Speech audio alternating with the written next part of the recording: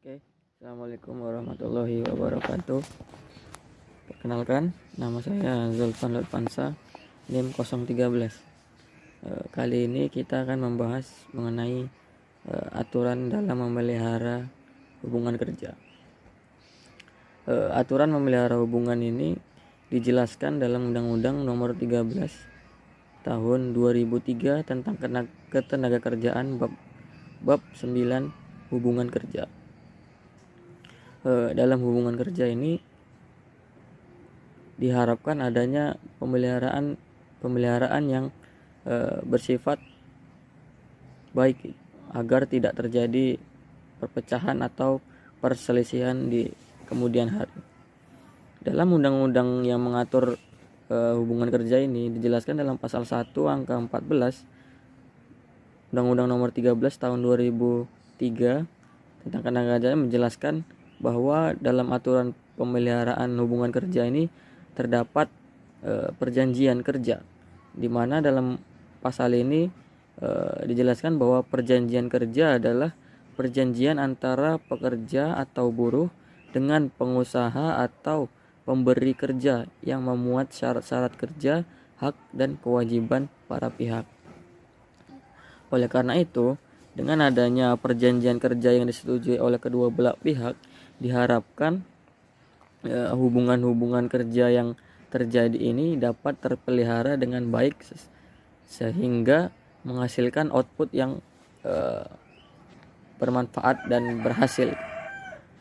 Perjanjian kerja ini biasanya tidak harus secara tertulis ataupun tertulis, namun sering ditemukan bahwa perjanjian kerja ini dicantumkan secara tertulis agar menjadi bukti yang sah di kemudian hari. Terima kasih. Dilanjutkan kepada pemateri selanjutnya. Bismillahirrahmanirrahim. Assalamualaikum warahmatullahi wabarakatuh. Perkenalkan, nama saya Rizka Sahmozi Lubis, NIM 1801056010. Baiklah, saya akan menjelaskan terkait bagaimana memelihara hubungan kerja yang baik terhadap perusahaan. Untuk itu, menjalin hubungan baik dengan karyawan dilakukan setiap perusahaan adalah hubungan yang tidak harmonis yang sering terjadi dalam perusahaan karena hanya memandang karyawannya saja untuk menghasilkan keuntungan semata saja. Di sini adalah perbuatan yang salah. Adapun hal yang perlu dilakukan untuk melakukan memelihara hubungan kerja yang baik terhadap karyawan, ada 5 unsur atau hal-hal yang terkait. Yang pertama itu saling menghormati dan menghargai. Tumbuhnya rasa saling menghormati antara karyawan dengan membuat karyawan merasa hormat dan dihargai dapat membuat karyawan bermotivasi meningkatkan kinerja yang lebih baik. Di sini juga saling menghormati ini atau saling menghargai bukan hanya sepihak saja antara seorang karyawan merasa dia menghasilkan kerugian sedangkan dari perusahaannya menghasilkan keuntungan. Di sini tuh memberikan hubungan saling terkait antara keduanya. Yang kedua itu berkomunikasi dengan baik. Berkomunikasi dengan baik ini adalah kesempatan apapun, baik komunikasi secara langsung maupun tidak langsung. Yang dikatakan dengan berkomunikasi secara langsung yaitu dilakukan dengan bertatap muka atau saling berinteraksi, mengeluarkan pendapat satu sama lain. Di sini juga dijelaskan bahwa berkomunikasi dengan baik ini tuh saling mempererat atau memperkuat hubungan satu sama lain. Yang ketiga itu ada meluangkan waktu untuk karyawan. Selain berkomunikasi dengan karyawan, waktu untuk karyawan juga penting agar hubungan baik. Contohnya yang dilakukan dengan hubungan antara seorang bos atau seorang pemimpin kepada karyawannya melakukan pertemuan, melakukan hubungan atau dengan cara makan-makan agar menjalin hubungan interaksi yang lebih baik lagi. Yang keempat itu ada bersikap adil kepada karyawan. Perlakuan akan adil kepada karyawan merupakan salah satu penyebab terjadinya hubungan baik antara kedua belah pihak maupun seorang pemimpin dan karyawan. Tidak ada perselisihan. Di sini tuh Bersikap adil ini maksudnya tidak membedakan seorang karyawan ini pintar dengan melakukan peningkatan dalam perusahaan, sedangkan yang satu lagi tidak dapat meningkatkan. Ini tidak boleh dibandingkan, bahkan diberikan instruksi atau motivasi kepada dua karyawan tersebut dan bersikap adil, tidak membanding-bandingkan. Yang kelima itu ada libatan karyawan dan pengambilan keputusan. Dengan melibatkan karyawan dalam pengambilan keputusan, karyawan merasa dihargai, dibutuhkan oleh perusahaan.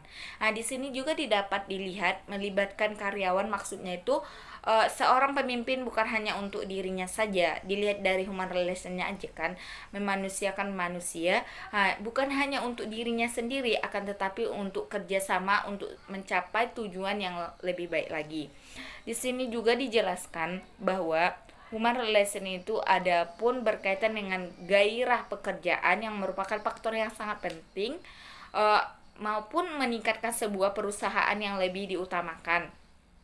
Di sini juga dilihat dari perkaitan dari aktivitas, produktivitas maupun efektifnya, maka menjalinkan hubungan komunikasi human relation ini adalah suatu perbuatan yang dapat dicontoh agar bukan hanya sepihak saja kan, melainkan merupakan untuk meningkatkan kinerja yang lebih baik lagi.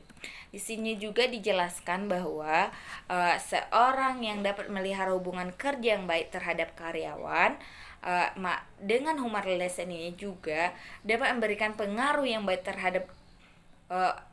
terhadap sebuah perusahaan atau yang disebut dengan aturan memelihara komunikasi pekerja. Seperti manusia yang dapat menggunakan teknik komunikasi yang persuasif dan komunikasi yang dilakukan secara formal. Ini adalah suatu human relation yang terkait dengan memelihara hubungan komunikasi atau pekerjaan dengan saling memadukan pendapat satu sama lain dan tidak membedakan satu sama lain. Dan saling intinya itu di sini juga dapat dilihat bahwa seorang karyawan dapat memahami bagaimana ia menjaga, memelihara, bahkan mengangkat derajat dari sebuah perusahaan. Mungkin inilah yang dapat saya sampaikan terkait hubungan baik antara pekerjaan karyawan dengan perusahaannya. Saya kembalikan kepada moderator.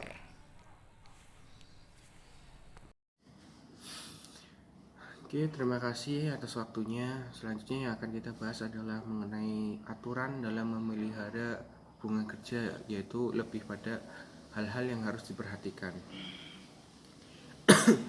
Baik teman-teman, seperti yang kita tahu bahwa segala aktivitas pekerjaan yang ada dalam sebuah organisasi maupun dalam sebuah perusahaan seringkali menimbulkan konflik-konflik ataupun perselisihan, baik itu di antara sesama karyawannya ataupun hubungan dengan para pemimpinnya, seperti itu. Maka dari itu, untuk mengantisipasi adanya perselisihan tersebut dibutuhkannya lah satu aturan baku yang kemudian bisa menjelaskan baik kepada pihak pimpinan ataupun pihak pekerja bagaimana hak dan kewajiban mereka masing-masing, seperti itu.